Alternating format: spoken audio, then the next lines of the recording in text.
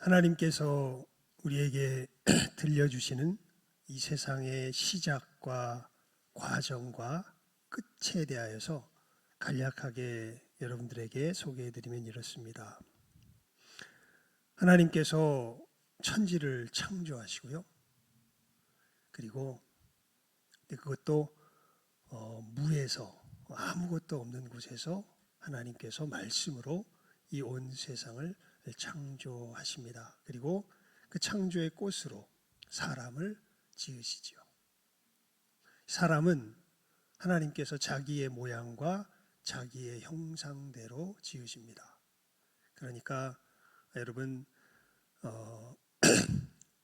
이 하나님께서 주신 계명 중에 첫째, 둘째 계명이 너는 나 외에는 다른 신들을 내게 있게 말지니라. 너를 위하여 새긴 우상을 만들지 말며 그것들에게 절하지 말고 그것들을 섬기지 말라. 하나님께서 말씀하신 이유가 왜 그러냐면 이 세상에서 하나님을 나타낼 존재는 다른 어떤 대상이 아니라 바로 사람 자신입니다.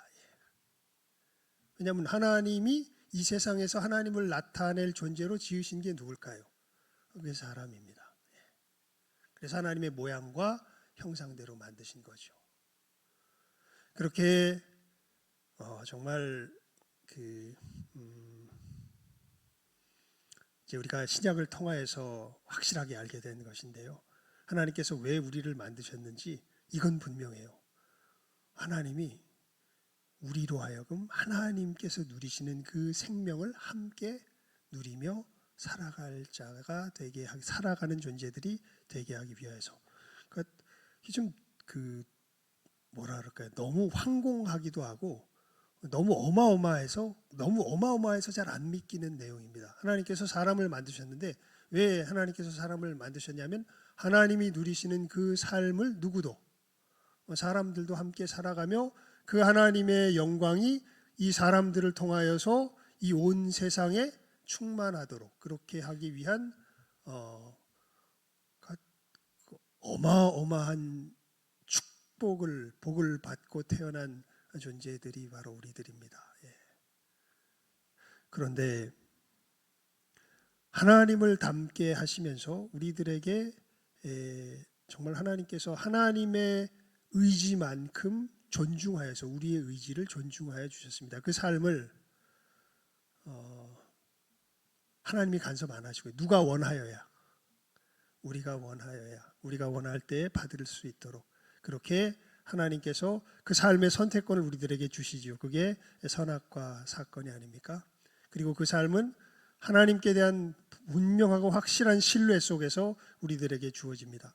하나님께서 모든 동산나무의 실과를 먹게 하시고 생명나무의 실과도 먹게 하시되 사실은 동산 중앙에 있는 선악을 알게 하는 나무의 열매는 먹지 말아라. 네가 그것을 먹는 날에는 정녕 죽으리라 말씀하셨죠. 여러분 우리가 그렇게 하나님 앞에서 우리의 이 영원한 운명을 결정하도록 되어져 있었고 그리고 그 부분은 이제 성경에서 뭐 그 이유에 대해서는 자세히 이야기하잖아요. 이미 이 땅 가운데 죄악은 있었습니다. 누구로 말미암아 죄악이 이 땅 가운데 있었냐면 죄의 원인은 사실은 사탄이죠. 사탄이 하나님을 배반하여 하나님을 거역한 자로서 사실은 이미 존재하고 있었고 그 사탄이 우리들에게 사람에게 우리 인류의 조상에게 사실 우리들이죠. 우리들에게 와서 속삭입니다. 하나님 믿지 마라. 하나님 너희들에게 더 어마어마한 것을 사실은 너희들이 가질 수 있는데 하나님이 못 갖게 하는 거다. 선악과 먹으면 죽는다고 절대 안 죽는다. 오히려 너희들이 하나님처럼 될 거다. 선악을 분별하는 일이 하나님과 같이 될 거다. 이렇게 우리들에게 속삭입니다.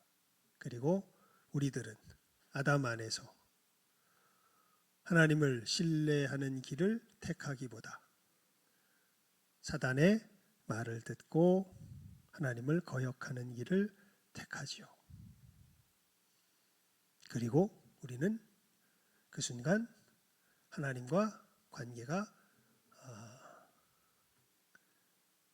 끊어졌다기보다는요, 우리가 하나님을 향하여 등을 돌려버립니다.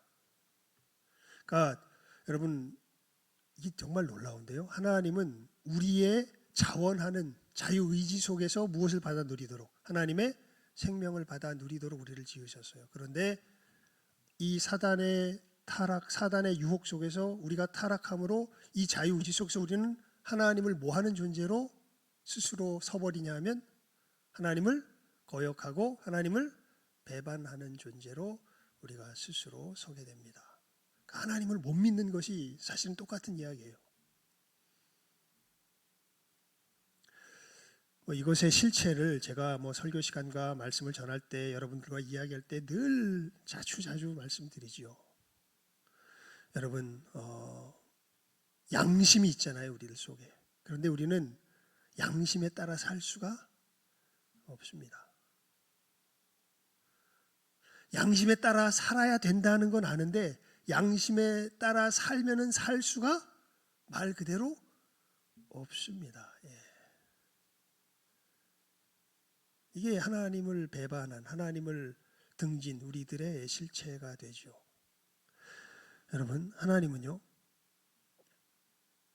이 온 우주를 공의로 다스리시는 분입니다. 그러니까 하나님이 온 천지를 지으시고요, 이 온 천지를 운행하시는 그 근본 토대는 무엇 위에 이 온 세상을 다스리시냐면 공의 위에 다스리십니다.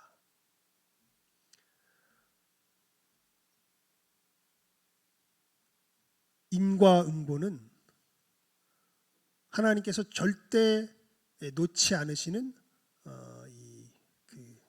이 세상을 움직이는 분명한 뭐라 할까요? 약속이라는 표현이 하나님을 알면 더 강력한 것 같습니다. 법칙이라고 하면 되게 기계적인 느낌이 나는데 약속이라 그러면 인격적인 느낌이 그 속에 들어가잖아요. 하나님께서는 확실하게 만홀히 여김을 받지 않으시고 무엇을 행하든지 심은 그대로 거두게 하시는 분이십니다. 여러분, 우리는 참 도둑놈 심보죠. 우리는 조금 심고 얼만큼 먹기를 원해요. 많이 먹기를 원하죠. 우리 도둑놈 심보입니다. 이 도둑놈 심보라는 게 또 이해가 되죠. 또 신기하게도. 우린 도둑놈 심보야. 우리는 조금 심고 많이 얻기를 원해. 근데 또 이 도둑놈 심보라는 게 또 이해가 돼요. 참 신묘막측하게 우리를 지으셨습니다. 그러면서 알아요. 이게 도둑놈 심보다. 이게 정당하다, 정당하지 않다. 정당하지 않다. 어떻게 거두는 것이 맞는 것이다. 심은 대로 거두는 것이 맞는 것이고, 하나님은 이 세상을 어떻게 다스리신다. 심은 대로 거두도록 다스리시는 분이다. 그리고 여러분, 우리가 하나님을 거역하여 하나님을 배반하여 떠났기 때문에 우리가 거둬야 할 것은 무엇일까요? 영원한 파멸입니다. 하나님의 진노 가운데서 우리가 거둬야 할 것은 파멸입니다. 이 창세기의 처음 부분들은요, 우리가 이제 오늘 말씀을 읽었는데 이 그 파멸이 우리들에게 어떻게 현실화되어서 나타나는가 하는 것을 이제 구구절절히 우리들에게 보여주는 내용으로 시작합니다. 우리가 하나님 아담 안에서 하나님을 배반하여 떠나서 이제는 정령 죽으리라 말씀하신 것처럼 이미 영적으로는 어떻게 됐어요? 죽었지요. 근데 참 이게 죽었다고 또 말하기가 조금 어려운 게, 우리는 거부했는데 하나님이 어떻게 하세요? 일단은 부어주세요. 일단은 부어주세요. 그러면서 뭘 알게 하시냐 하면 우리가 하나님을 향하여 죽어 있음을 알게 하십니다. 그게 이제 인류의 역사 속에서 진행되어져 가기 시작해요. 이 하나님을 향하여 죽어 있는 그 모습이 삶의 현장에서 나타난 가장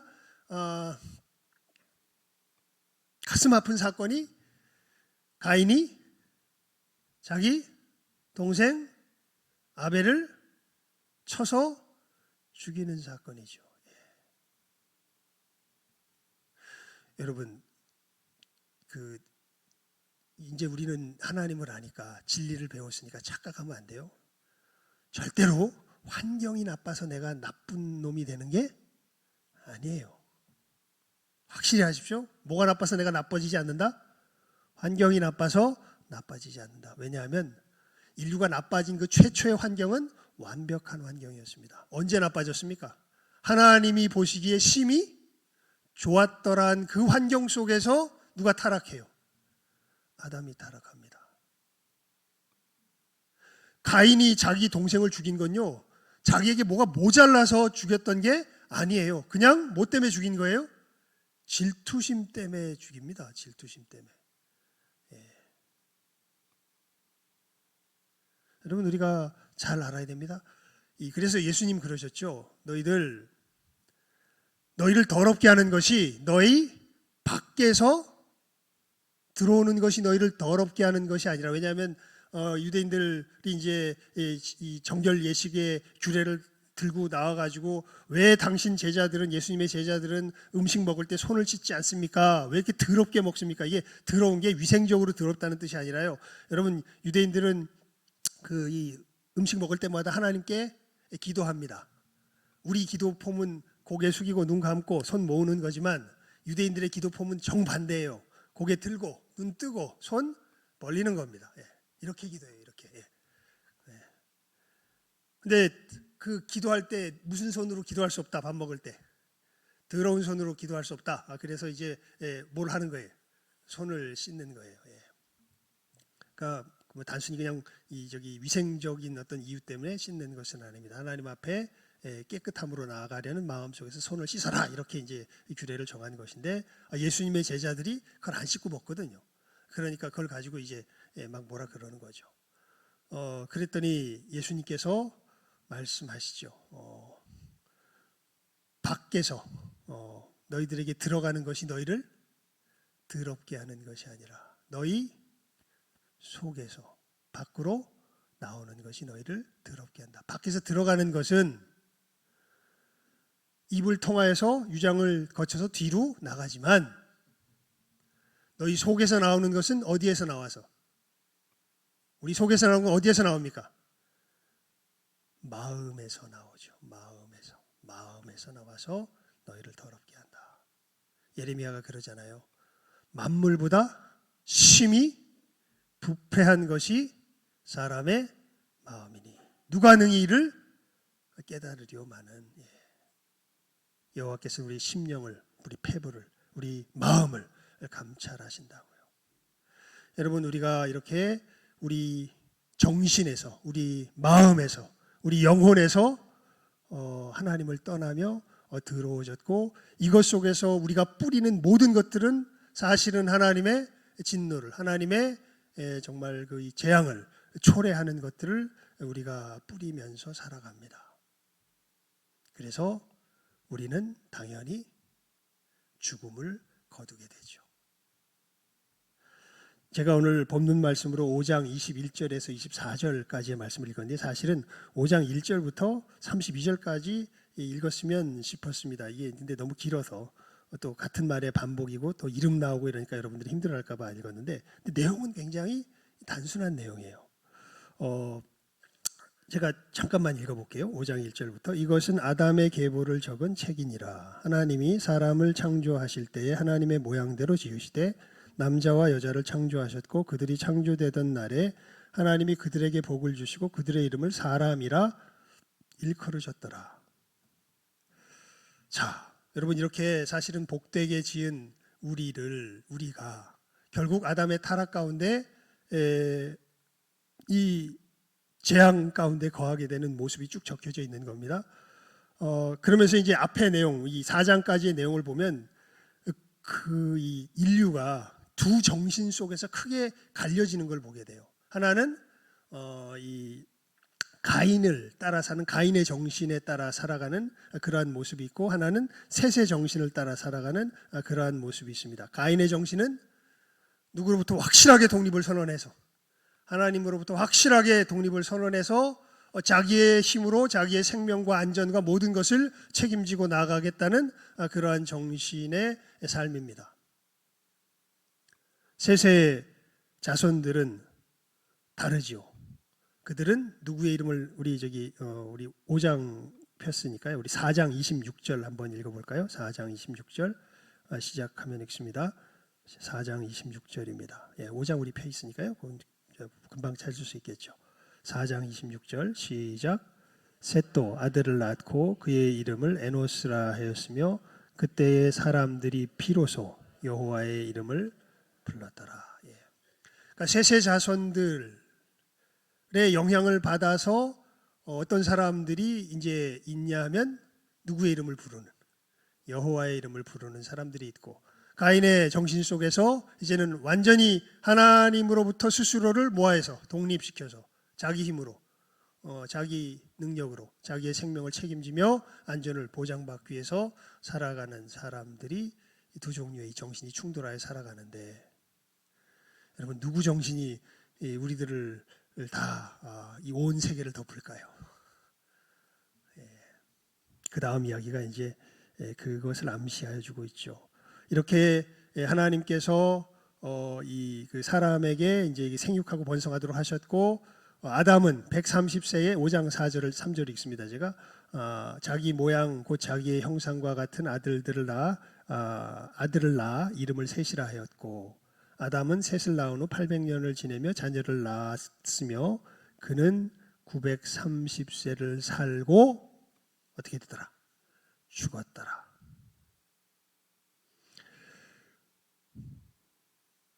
셋은 그러니까 자기의 모양, 자기의 형상을 닮은 셋이라는 자손을 낳고 자녀를 낳고 죽어 930세를 살고 죽었더라. 셋은 에노스를 105세의 에노스를 낳았고, 아마도 이 셋의 형상을 닮은 자녀이겠죠. 에노스를 낳은 후 807년을 지내며 자녀들을 낳았으며 그는 900 12세를 살고 어떻게 돼요? 죽었더라. 에노스는 또 게난을 낳습니다. 그리고 또 많이 낳아요. 그리고 근데 이도 905세를 살고 어떻게 돼요? 죽습니다. 게난은 마할알렐을 낳아요. 마할알렐은 또 910세를 살았지만 결국 뭐예요? 죽습니다. 그리고 마할알렐이 65세에 야렛을 낳았고, 야렛은 또 895세를 살고 어떻게 돼요? 죽어요. 야렛은 또 에녹을 이제 162세에 낳습니다. 그리고 에녹을 낳은 후 800년을 지내며 자녀를 낳다가 962세를 살고 또 어떻게 돼요? 죽습니다. 그러면서 여기 보면 이 아담의 형상을 따라 자기 모양, 자기 형상과 같은 아들 그 셋, 그리고 그 셋과 같은 그 모양의 형상의 아들들이 쭉 이제 소개가 되는 거죠. 그러니까 이 사람들은 누구의 길보단 누구의 길을 따랐을까요? 가인의 길보단 셋의 길을 따랐겠죠. 하지만 이들이 다 어떻게 돼요? 다 죽어요. 다 죽어요. 야, 다 죽는구나. 그런데 놀랍게 한 사람이 안 죽어요. 그게 누굴까요? 우리가 오늘 본문에서 읽은 에녹입니다. 우리 에녹에 관한 기록을 우리 같이 한번 다시 읽어볼까요? 시작하면 읽습니다. 시작. 에녹은 65세에 무두셀라를 낳았고, 무두셀라를 낳은 후 300년을 하나님과 동행하며 자녀들을 낳았으며 그는 365세를 살았더라. 에녹이 하나님과 동행하더니 하나님이 그를 데려가심으로 세상에 있지 아니하였더라. 이 에녹에 대한 기사를 보게 되면 이게 아마 이 창세기를 하나님께서 모세를 통해서 적게 하셨을 때 이 부분을 대비해서 보여주시려고 이 부분을 이렇게 적으셨다는 생각이 들어요. 뭐냐면 다 죽잖아요. 낳고 형상을 따라 지음받았고 여호와의 이름을 부르는 삶으로서 산 것 같은데 결국엔 다 어떻게 돼요? 다 죽어요. 야, 우리는 이제 다 죽는 거구나. 이제 멸망하겠구나 라는 생각을 우리가 가질 수밖에 없을 것 같은데, 근데 그 중에 유독 한 사람이 안 죽고 그냥 이렇게 표현되어 있어요. 에녹이 하나님과 동행하더니 하나님이 그를 데려가심으로 어디에? 세상에 있지 아니하였더라. 이렇게 기록이 됩니다. 세상에 있지 아니하였더라. 다 이 세상에서 죽었는데 이 사람은 세상에 있지 않고 하나님께서 데려가십니다. 이러한 유사한 장면을 우리가 구약에 어디에서 볼 수 있냐면 엘리야에게서 볼 수 있죠. 엘리야가 어떻게 됩니까? 이게 이제 선지자들 가운데 소문이 나잖아요. 야, 하나님께서 엘리야를 그냥 하늘로 데리고 불러 올라가신대. 그러니까 엘리사가 이제 그냥 끝까지 엘리야를 쫓아다니면서 이 자기 엘리야를 계승할 것을 이제 청을 하죠. 그랬더니 엘리야가 엘리사에게 그런 말을 하죠. 내가 하늘로 들러 올라가는 것을 네가 보면 네 소원이 이루어질 거다, 이렇게 이제 이야기를 하면서 계속 엘리야를 엘리사가 쫓아가는 것을 볼 수 있는데, 갑자기 불병거가 임하면서 엘리야를 태워서 어떻게 해요? 하늘로 이렇게 올라가고 그 다음에 더 이상 보이지 않는 모습이 구약 속에서 또 나타나는 이 세상에서 죽음에 관한 어떤 이런 이 과정을 거치지 않고 하나님께로 간 두 번째 사람으로서 엘리야가 소개되는 것을 보게 됩니다. 그래서 여러분, 오늘 설교 제목이 죽음 속의 생명입니다. 왜 이 이야기를 창세기에서부터 하나님께서 우리들에게 모세를 통해서 보게 하신 걸까요? 여러분, 이 에녹이 다른 사람들과 분명하게 구별되어서 성경 속에서 에녹에게만 특별하게 쓴 말이 있습니다. 그게 뭐냐 하면 우리 22절 말씀 함께 읽어볼까요? 시작. 무드셀라를 낳은 후 300년을 하나님과 동행하며 자녀를 낳았으며. 그 다음에 24절도 읽습니다. 시작. 에녹이 하나님과 동행하더니 하나님이 그를 데려가심으로 세상에 있지 아니하였더라. 다른 사람들에게는 이 표현이 없어요. 누구에게만 있어요? 에녹에게만 있어요. 에녹이 어떤 사람이었다? 하나님과 동행한 사람이었다.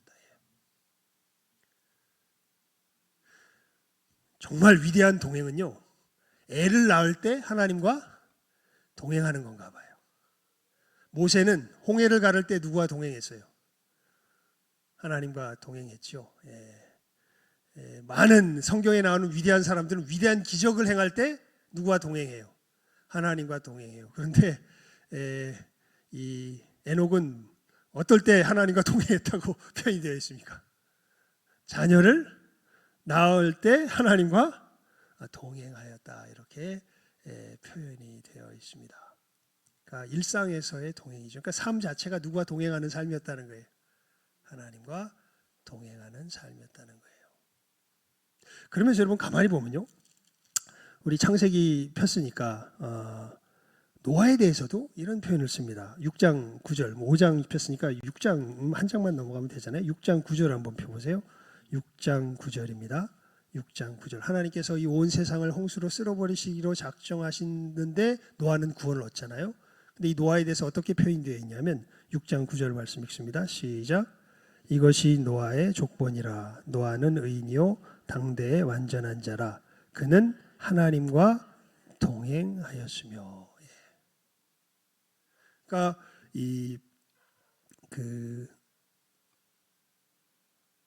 성경이, 그러니까 여러분, 이 노아가 이 땅을 위로하는 사람이 되지 않습니까? 그러니까 하나님의 이 진노 가운데 완전히 이제 멸망당하게 생긴 게 어디예요? 이 세상이잖아요. 그래서 하나님의 사람이라고 하는 사람들 결국은 뭐 1000년 가까이 살지만 다 뭐해요? 다 죽어요. 그리고 온 세상은 무엇이 관영하게 됩니까? 죄악이 관영하게 되죠. 그래서 하나님께서 뭐 하지 않을 수 없어요? 심판하지 않을 수 없어요. 그래서 하나님의 심판이 첫 번째 심판 때는 뭘로 임해요? 물로 임하잖아요. 그래서 모든 세상이 다 어떻게 돼요? 이 땅 위에 있는 생명체가 다 죽게 되죠. 그때 누가 유일하게 구원을 얻습니까? 노아가 유일하게, 노아와 그 가족들이 구원을 얻는데, 이 노아가 어떤 사람으로 소개되어 있냐면 하나님과 동행하였더라, 이렇게 소개가 되어 있습니다. 그러니까 생명의 길이 다른 것이 아니라 누구와 동행하는 것, 하나님과 동행하는 것임을 이제 이 구약 성경을 통해서 분명하게 우리들에게 교훈을 주고 계시는 것이죠. 하나님과 동행하는 것. 우리가 생명 가운데 거하는 것은 다른 것이 아니라 누구와 동행하는 것이다. 하나님과 동행하는 것이다. 여러분, 이 하나님과 우리가 어떻게 동행할 수 있을까요? 이 사람들은 어떻게 동행했을까요? 근데 이 참 안타깝게도 구약에는 그냥 이 사람들이 뭐 했다는 얘기만 나오고 동행했다는 얘기만 나오고 어떻게 동행했다는 얘기는 안 나와요. 그냥 이 사람은 신기하게 누구와 동행했다? 하나님과 동행했다. 그래서 에녹은 죽음을 보지 않고 세상에서 옮겨졌고 노아는 이 온 세상에 하나님의 진노로서 멸망이 임할 때 거기서 무엇을 받는? 구원을 받는 사람이 되는 것이죠. 그래서 이제 어떻게 동행하는가를 우리가 먼저 나누기 전에, 그러니까 늘 여러분들과 이렇게 함께 말씀을 나눌 때 이 부분이 정말 요즘은 계속 가슴에 사무쳐요. 뭐냐면 우리가 사는 이 세상이 하나님의 진노 앞에 뭐 당할 세상이라는 거예요. 멸망당할 세상이라는 거예요. 사실은 우리가 지금 익숙한 이 세상은요. 여러분 이거를 정말 아셔야 되는데 많은 분들이요 그냥 교회에 나오지만 최소한 내가 이것을 잘 못 느끼는데 이거 큰일 났네 이런 생각도 잘 안 보이는 것처럼 보여줘서 답답해요. 정말 말씀을 믿는다면 이거는 펴봅시다. 아니 펴지 말고 그냥 제가 읽어드릴게요. 베드로후서 3장에 있는 말씀인데요. 5절부터 7절까지 제가 읽어드립니다. 이는 하늘이 예적부터 있는 것과 땅이 물에서 나와 물로 성립된 것도 하나님의 말씀으로 된 것을 그들이 일부러 잊으려 함이로다. 이로 말미암아 그때 세상은 물이 넘침으로 멸망하였으되 이제 하늘과 땅은 그 동일한 말씀으로 불사르기 위하여 보호하신 바 되어 경건하지 아니한 사람들의 심판과 멸망의 날까지 보존하여 두신 것이니라. 여러분 그 당시 이 노아의 시대 때는 하나님께서 뭐로 세상을 멸망시키셨는데 이 죄악이 관영한 세상을 물로 멸망시키셨는데 이제는 이 죄악이 관영한 세상 죄악이 관영하잖아요. 지금 생명은 누구와 동행하는 길인데 하나님과 동행하는 길인데 근데 아예 이제는 여러분 이 세상이 아예 버젓이 양극단의 길이 굉장히 분명하게 나타나요. 정말 하나님을 믿는 사람들도 확실히 있고요. 하지만 굉장히 적어지는 것처럼 느껴져요. 하나님을 거역하는 물결들이요 훨씬 더 당당하고 위세 있게 지금 온 세상을 그저 부분적으로 장악한 것 같지 않아요. 온 세상을 지금 이제 뭐 인터넷도 발명되고 뭐 이 비행기도 발명되고 뭐 여러 가지가 되면서 이 세계가 지구촌화되어 가면서 하나님을 거역하고 하나님을 배반하는 이 정신과 이 삶 자체가 온 세상을 어떻게 돼요? 뒤덮어 갑니다. 가장 우리가 피부로 느낄 수 있는 사회적인 예로 옛날 사람들은 하늘 두려운 줄 알았어요. 지금은요 하늘에 대한 인식 자체가 없습니다. 제가 볼 때 느껴지지가 않아요. 지금 살아가는 특별히 젊은 세대를 보면요 하늘이 어떠한 것인가 굉장히 만만하게 생각을 합니다. 제가 제 고등학교 때 친구 얘기 종종 드렸죠. 전당포 이름도 아직 기억나요. 최정범이라고 전당포집 아들이었는데 말썽 되게 부리는 친구였습니다. 가출도 하고 말썽쟁이였는데 이제 그 친구 근데 참 신기해요. 저는 제 주변에 있는 친구들이 소위 말해서 말썽 부리는 친구들이 내 주변에 많이 앉아 있었어요. 그리고 같이 잘 학교에서 놀았는데 하나님의 은혜 저는 말썽은 안 부렸습니다만 그 친구들 이야기를 들으면서 이제 그 친구들과 함께 재밌게 이제 말은 또 굉장히 재밌게 하고 뭐라 그럴까요? 그런 친구들이 훨씬 더 친근해요. 지내보면. 그래서 그 친구들과 했으니까 이제 제가 어떻게 하겠습니까? 이 친구들 너도 예수 믿고 구원 받아야 된다 이래가지고 이제 그 친구들을 교회로 데리고 왔죠. 하루는 교회로 데리고 와서 예배를 드리는데 딱 저 2층에 이제 저렇게 앉아 있는 거죠. 우리 유수정 권사님이나 우리 김경태처럼 2층에 이제 앉아 있는데 1층으로 감히 못 내려가요 이 친구가. 그러면서 앉아서는 어떻게 앉아 있냐면 이렇게 똑바로도 못 앉아 있어요. 이렇게 몸을 이렇게 틀고서 이렇게 굉장히 두려운 눈으로 이렇게 강단을 바라보면서 한참 동안을 계속해서 예배 시간 내내 그러고 안절부절 못하는 자세로 앉아 있다가 이제 예배 끝나고 나갈 때 나갑니다. 그래서 제가 물어봤죠. 야 정범아, 너 저기 왜 그러고 앉아 있었냐? 그렇게 물어봤더니 야 한석아, 저기 내가 앉아 있는데 저 강단에서 이 죄인아 번개! 그러면서 자기가 막 번개 맞을 것 같더래. 두려워가지고 내가 거기 그리고 똑바로 앉아있지 못하겠더라 막 이러면서 이제 다시는 그 다음부터 제가 이제 교회 안 왔는데, 그때 한 번 온 다음에 무서워서 못 가겠다고 그러면서 이제 다시는 교회 안 왔었는데, 그래도 그 친구는 뭐가 있었어요 그때? 하나님께 대한 두려움이 있었어요. 두려움이. 근데 지금 시대의 사람들은 두려움이 안 보입니다. 그리고 하나님이 굉장히 만만해 보이고, 만만해 보인다기보다 그 뭔가 우리들 속에 양심으로 부딪히는 우리가 지켜야 할 법들이요, 그거 꼭 그런 식으로 살아야 돼? 내가 내 마음대로 살면 어때? 그러면서 그저 한 가지 참고사항에 불과하지, 내 삶은 누구 뜻대로 살아가는 것이, 내 뜻대로 살아가는 것이, 그러니까 정말 가인의 정신이 완벽하게 차 있는 모습으로 점점 변해가는 게 지금 우리들 세상의 모습으로 보입니다. 그래서 성경이 이야기해요. 그렇게 됐을 때, 그렇게 모든 세상이 하나님을 거역하는 죄악으로 관영하게 되었을 때 뭐가 임했어요? 노아의 때 물의 심판이 임했는데, 이제 예수님 그러셨죠. 인자가 올 때가 되면 그때는 어느 때와 같고, 노아의 때와 같고, 그때는 어느 때와 같을 것이다. 소돔과 고모라의 때와 같을 것이다. 하나님께 대한 두려움이 없어요.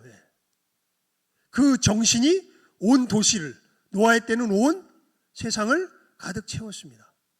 물론 그때 누구는 하나님을 두려워해요. 노아는.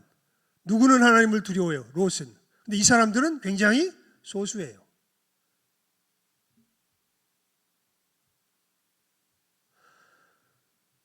제가 이 말씀을 나누려고 할 때, 그러니까 여기에 대한 공유가 잘 안 느껴지니까 그냥 와서 그냥 위로받기 원하고 평안받기, 진짜 위로와 평안은 이 사실을 먼저 제대로 알고 있어야 됩니다. 정말 우리는 지금 큰일 나게 된 상황 가운데 처해 있는데, 사람들이 마치 이 문둥병 엄청 심하게 걸려가지고 지금 자기 손과 팔, 다리, 뭐 이 몸 신체 이런 것들이 다 떨어져 나가게 생겼는데, 이게 떨어져 나가게 생긴 걸 전혀 감각을 못해요. 여러분, 참 그게 제가 볼 때 지금 시대의 큰 문제요. 일단 세상 사람들이 원래 그러니까 그렇다 쳐도, 누구도, 제가 이렇게 이것을 계속 강조해서 말씀드리는, 누구도, 우리도, 여러분 우리 느낌이 어때요? 아이고 목사님 설교 저렇게 하고 있는데, 아이고 요즘 뭐 아파트 값이 어떻게 된다는데, 뭐 이게 집이 떨어지고 어떻게 큰일 나지 않을래나, 뭐 우리도 여기에 대한 감각이 먹고 마시고 사고 팔고 시집가고 장가가고에 온통 마음이 쏟아져 있지. 이것을, 그래 내가 이렇게 열심히 살지 말라는 뜻이 아니에요. 우리가 살지만 이건 다 주님 오라 하시면 다 뭐하고, 여러분 지금 내가 이거 뭐 열심히 하고 많이 돈 뭐 몇십억 모아놨어도 하나님께서 오라 그러면 어떡하고 가야 돼요? 그거 다 놓고 가야 돼요. 오히려 그렇게 갑자기 가게 되면 집안에 분란 생길 소지만 커집니다. 그냥 우리가 이 땅을 살아가면서 하나님의 영광을 나타내는 도구로서 우리가 그런 것들을 이제 이 수단 속에서 이제 사용하는 것뿐이지, 이것이 영원한 것이 아닙니다. 그런데 여기에 온통 우리의 마음이 다가 있고 이것이 영원한 것인 것처럼 생각이 들고, 진짜 하나님께서 이러한 우리들의 모습을 진노하시고 심판하실 것이라는 것에 대한 이 생각 자체가 아예 없어진 것이 지금 우리 시대에, 특별히 제가 뭐 시대 사람들은 뭐 그렇다 쳐요. 그런데 심지어 누구도, 우리들도 이 문둥병의 기운이 우리들 마음을 이렇게 침범해가지고 우리도 이렇게 굳어지는 마음 속에서 살아가는 것이 정말 두려운 거죠. 여러분, 우리가 정말 이 속에서, 그러니까 진짜 세상을 거슬려서 살아갔다는 뜻이에요. 쉽게 말하면 오늘 말씀에 나와 있는 이 사람이 왜 죽음을 보지 않았냐면, 뭘 거스린 사람들이에요? 이 사람들은 세상을 거스린 사람들이에요. 누구와 동행한 사람들이에요? 하나님과 동행. 근데 이거는 어떻게 동행하는 거냐? 정말 이 하나님과 같이 사는 거거든요. 여러분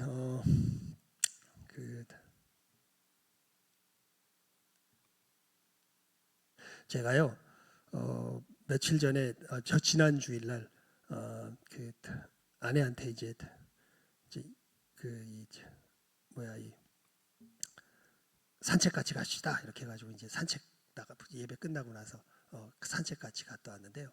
갔다 올 때 이제 이게 딱 보니까 이제 우리 저 어디야 뚝방길 한번 이렇게 걷자고 이렇게 해가지고 이제 가려고 했는데 거기 거의 잘 안 걸어가서 봤거든요. 야 그때 이제 벚꽃이 잘 폈다는 걸 그때 눈으로 한번 제대로 봤었는데, 근데 딱 건너가는데 우리 저기 이 노란 보도 이렇게 보니까 방지턱처럼 돼 있는 노란 선 있잖아요. 나는 그냥 무단횡단 자주 합니다. 차가 안 오길래 빨리 건넙시다 하고 딱 가는데 안 건너. 그러면서 막 뭐라 그래요. 에이 빨리 와. 그러면서 이제 건너가는데 막 저한테 그러면 되냐고 나한테 학교 선생님이라 저한테 막 아내가 그렇게 이야기하죠. 우리 동네니까 괜찮다고 그렇게 이야기하고 건너갔는데, 여러분 누구와 함께 살아도 이 바른 생활에 이 학교 선생님하고 함께 살아도 이게 힘든데 우리가 누구와 함께 살아야 되는 거예요? 누구와 함께 살아야 되는 거예요? 하나님과 동행하며 살아가는 것이 이게 어떤 삶이겠습니까, 여러분? 이게 정말 어디에 거스리지 않는 삶이 되는 거예요? 양심에 거스리지 않는 삶이 되는 거예요. 이 사람들이 뭘 얻어요? 무엇 가운데 거해요? 생명 가운데 거해요. 이게 어떻게 가능하겠습니까? 이게 이 삶이야말로 생명의 삶이라는 건 얘기했는데 이게 어떻게 가능한지는 정말 여러분 이제 이 말씀까지 들었는데 이거 가고 싶어요. 에이 뭐 그런 게 말도 안 되는 거. 그런데 뭘 어떻게 가느냐, 여기서는 그냥 살고 말지 이런 생각이 들어요. 여러분 이걸 되게 먼 얘기로 드리는 사람은요 위험한 사람입니다. 교회 나오지만 이 사람들은 정말 그 마음이 진심이라면 예수님 못 만날 수 있어요. 근데 이 말씀을 듣고 야 나는 어떻게 해서든지 어디에 이르고 싶다. 이 생명에 이르고 싶다. 이 사람들이 소망 있는 사람들이에요. 근데 그게 우리들 속에 들어가 보면 불가능하다는 걸 압니다. 우리 성경 한 군데만 찾아봅시다. 에베소서 4장입니다. 에베소서 4장.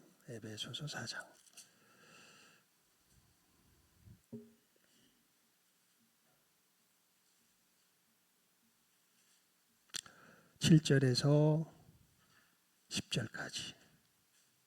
에베소서 4장 7절에서 10절까지. 우리가 어떻게 하나님과 동행할 수 있을까? 에베소서 4장 7절에서 10절까지입니다. 시작하면 읽습니다. 시작. 우리 각 사람에게 그리스도의 선물의 분량대로 은혜를 주셨나니 그러므로 이르기를 그가 위로 올라가실 때에 사로잡혔던 자들을 사로잡으시고 사람들에게 선물을 주셨다 하였도다. 올라가셨다 하였은즉 땅 아래 낮은 곳으로 내리셨던 것이 아니면 무엇이냐. 내리셨던 그가 곧 모든 하늘 위에 오르신 자니 이는 만물을 충만하게 하려 하심이라. 아멘. 여러분 예수님 별명이 뭔지 아세요? 예수님은 이름이고 예수님의 별명, 성경에 소개된 임마누엘. 임마누엘 뜻이 뭔지 아시죠? 하나님이 우리와 함께 계시다. 그러니까 어떻게 이게 가능한 거냐면요, 사실은 우리가 하나님을 향해 찾아갔던 게 아니라 누가? 하나님이 누구에게? 우리에게 찾아오셨기 때문에 어떻게 돼요? 가능했던 거예요.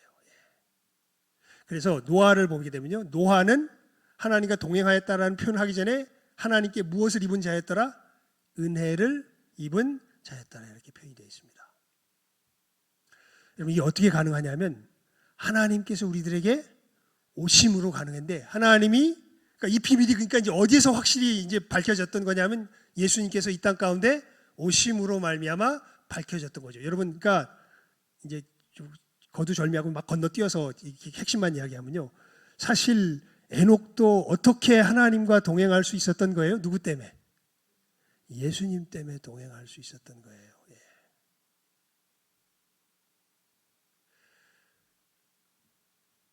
한 군데를 꼭 다시 더 찾아야 되겠네요. 우리 요한복음 17장 4절 한번 펴보실래요? 요한복음 17장 4절입니다. 요한복음 17장 4절. 성경은 참 보면 되게 그 표현이 이게 참 신기해요. 요한복음 17장 4절입니다. 요한복음 17장 4절.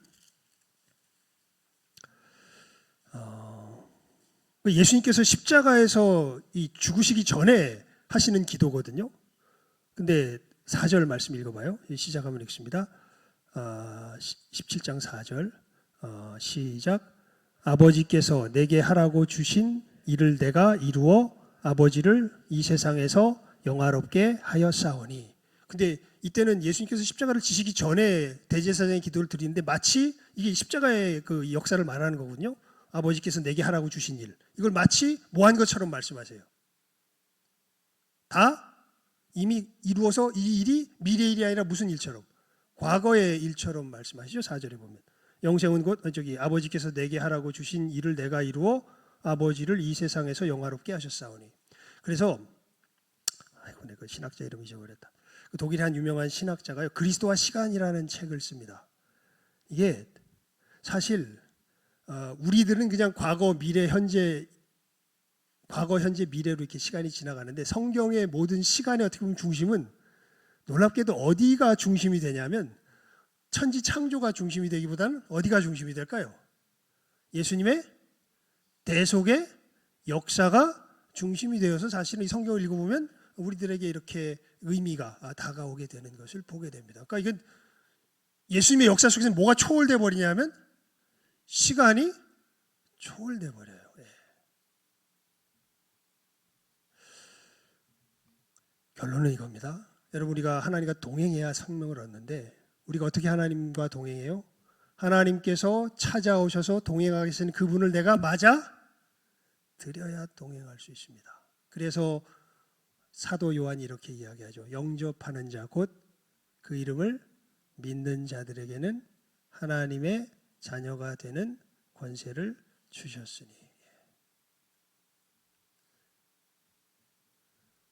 그래서 우리가 그에게로부터 받아서 누린다고요. 은혜 위에 은혜라고. 여러분, 우리가 하나님과 동행할 수 있을까요? 누구 안에서? 예수 안에서 동행하게 됩니다. 이게 누구를 믿는 사람들이에요? 예수를 믿는 사람들이에요. 그러니까 누구 힘으로는 안 돼요. 내 힘으로는 안 돼요. 죽었다 깨나도 안 돼요. 그러니까 우리가 요즘 오전 예배 시간에 계속해서 로마서를 살필 때 사도 바울이 계속 강조해서 알려주고 싶은 게 그거예요. 너희들 애를 써라. 애를 써보는데 애를 쓰면서 진실한 사람은 알게 돼요. 이게 뭐 한다고 되는 일이 아니구나. 애쓴다고 되는 일이 아니구나라는 걸 알게 돼요. 이건 우리의 한계를 뛰어넘는 일이에요. 하나님과 동행하는 건 우리의 한계를 뛰어넘는 정도가 아니라 뭐라 그럴까요? 그냥 우리의 본성 속에서 거스리는 일이 돼버린 거예요. 사실은 하나님과 동행하는 게. 정말 하나님의 말씀이 우리 속에서 살아있어서 그것에 정말 진실하게 다가가려고 하는 사람들이 이것을 인정할 수밖에 없게 돼요. 진실한 사람들은 알아요. 나는 정말 누구를 싫어하는구나. 하나님을 싫어하는구나. 그런데 놀랍게도 이게 은혜죠. 누구와 함께 있길 원해요. 누구와 동행하길 원해요. 하나님과 동행하길 원해요. 이 마음 상태에 있는 사람을 예수님이 뭐라고 표현하시냐면 심령이 가난한 자는 복이 있나니 천국이 저희 것이며 애통하는 자는 복이 있나니 저희가 위로를 받을 것이며. 어떻게 해요? 우리가 찾아가는 게 아니라 누가 찾아오심으로, 예수께서 찾아오심으로. 예수님이 어떻게 우리에게 찾아오실까요? 이게 우리가 이제 태신자 맨날 하자 이게 중요한 게 여기 있는 거예요. 어떻게 찾아오시냐면 먼저 믿은 사람들이 아직 믿지 않는 사람들에게 예수님의 이 역사를 전해 주실 때 누가 찾아가세요? 예수님 찾아가세요. 그래서 그 예수님을 받아들이면 이 사람은 이제 누구와 동행하는 사람이 돼요? 하나님과 동행하는 사람이 돼요. 받아들이지 않으면 우리 그때부터 기도해야 돼요. 특별히 우리 가까운 사람들이라면 큰일 난 겁니다. 저 사람은 이제 어디에 처하게 된 상태인 거예요. 멸망의 지옥의 운명에 처하게 된 상태인 거예요. 끝까지 기회는 이 땅에서밖에 없어요. 끝까지 거부한다면 어떻게 돼요? 아무리 내 가족이라도 어디로 가요? 지옥으로 가요. 성경에 이야기하죠. 그곳과 이곳은 큰 구렁이 있어서 거기서 일리 넘어오고 싶어도 넘어올 수 없고 여기서 글리 가고 싶어도 갈 수 없다.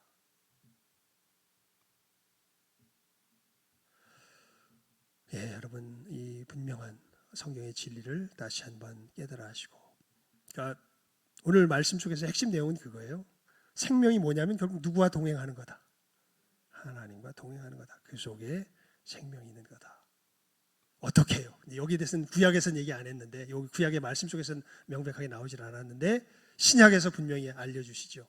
우리가 어떻게 동행해요? 누구를 맞아들임으로, 예수 그리스도를 맞아들임으로 우리가 하나님과 동행하게 되는 것이지요. 그리고 예수님께서 오시면은, 그래서 성경이 이렇게 표현하잖아요. 그런즉 누구든지 그리스도 안에 있으면 새로운 피조물이라. 이전 것은 지나갔으니 보라 새 것이 되었도다. 그러면서 아무것도 염려하지 말고 오직 모든 일에 기도와 간구로 너희 구할 것을 감사함으로 하나님께 아뢰라. 그리하면 모든 지각에 뛰어난 하나님의 평강이 그리스도 예수 안에서 너희 마음과 생각을 지키시리라. 왜 무엇을 먹을까 무엇을 마실까 염려하며 근심하느냐. 공중에 나는 새를 봐라. 들에 피는 꽃을 보아라. 하물며 하나님께서 저 새와 풀도 입히시고 먹이시거늘. 누구를? 우리가 예수 그리스도를 영접하게 될 때 아까 뭐가 되는 권세를 주셨다 그랬어요? 하나님의 자녀가 되는 권세. 이제 예수를 영접하시면 나는 하나님의 뭐예요? 자녀예요. 그럼 나를 하물며 저 새와 저 꽃도 먹이시고 입히시는데, 하나님의 자녀된 여러분, 자녀가 굶주리고 있고 저기 못 입고 있으면 어떻게 해요? 어떻게 해서든지 먹이고 입히잖아요. 능력 없는 나도 그러는데 하나님은 어떤 분이신데? 천지를 지으시고 온 세상을 주관하시는 분인데 뭘 그렇게 염려를 하고 있느냐. 이 믿음이 적은 자들아, 예수님께서 그렇게 말씀하시잖아요. 그러니까 여러분, 우리들 하나님과 동행한다면 염려할 것 없습니다. 고생은 좀 할 수 있습니다. 하지만 뭐 할 필요 없어요. 염려할 것 없습니다. 누가 보호자가 되시니까? 하나님께서 보호자가 되시니까. 이것은 오늘 말씀과는 조금 멀리 나간 이야기지만 꼭 이야기를 하고 싶은 마음이 들어서 전했습니다. 다시 한번 말씀을 정리하고 말씀을 맺겠습니다. 여러분, 생명은 누구와 동행하는 데 있다? 하나님과 동행하는 데 있다라는 것 분명하게 기억하시고, 예수님의 이름으로 이 걸음을 한 걸음 한 걸음 분명히 걸어갈 수 있습니다. 누구 안에서? 예수 안에서요. 그러니까 못한다고, 누구 안에서는 못하지만 내 안에서는 안 돼요. 내 안에서는. 내 힘으로는 돼요? 안 돼요? 안 돼요. 원수사랑 안 되고 아무것도 염려하지 않는 건 안 되고 내 안에서는 안 돼요. 하지만 누구의 역사 속에서, 누가 나와 함께 하심으로, 예수께서 나와 함께 하심으로 돼요. 그래서 사도 바울이 그렇게 우리의 신앙의 전체를 요약해서 이야기하잖아요. 하나님께 대한 회개와 우리 주 예수 그리스도께 대한 믿음. 내가 전한 건 이게 전부다. 우리가 어떻게 하나님을 신뢰하며 믿음에 나아갈 수 있어요? 예수 그리스도의 이 능력을 힘입음으로, 받음으로.